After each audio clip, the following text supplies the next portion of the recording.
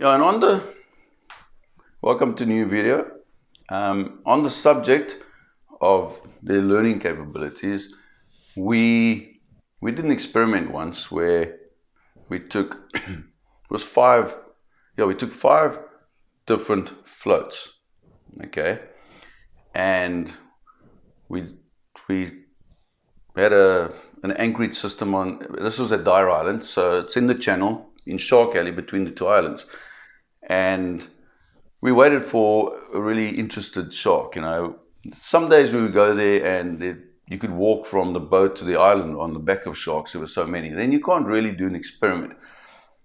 You have to find the right conditions and the right shark in order to do specific experiments, and you have to do them over and over. But we just wanted to see how quickly a shark can learn. So we got there the one day, and we were prepared, of course, every day. And we went out, and eventually we got out there the one day, and there was one large shark, also around 4.5 meters long, 4.3 meters long. And it was pretty active, not too crazy or anything, but it was the largest there, so it was dominant. And excuse me, what we did, we put 5 floats out the back of the boat, and we attached a bait to one of the floats.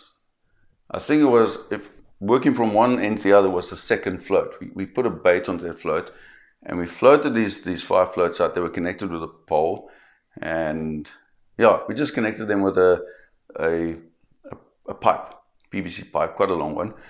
And so it just drifted out there, but the baits were hanging below the pipe and below the floats. And we just allowed the shark, it was put on a thin line, and the shark would come up and take the bait. And you'd see the shark by the floats, and would take the bait off the float. And we'd pull it in, and we'd attach another bait, and we'd put it out again, and the shark would come in again, snatch the bait. And we did this, I think, maybe a dozen times, 10, 12 times around there. We just allowed the shark to take the bait from that second float. Now there were 5 floats out there, and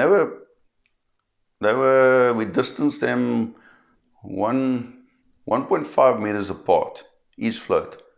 1.8 meters apart. We distanced them 1.8 meters apart, each float. And like 6 feet.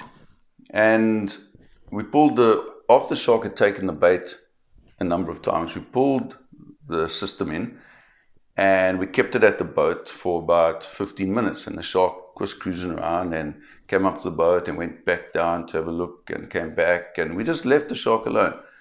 And then we put it back into the water without any baits on it at all. We just let it go. And as soon as it got to the end of the tether line, what happened? Shark comes in and actually bumps that second float. Bumps that float. Swims around, comes back, bumps the second float again. Doesn't go to any other floats.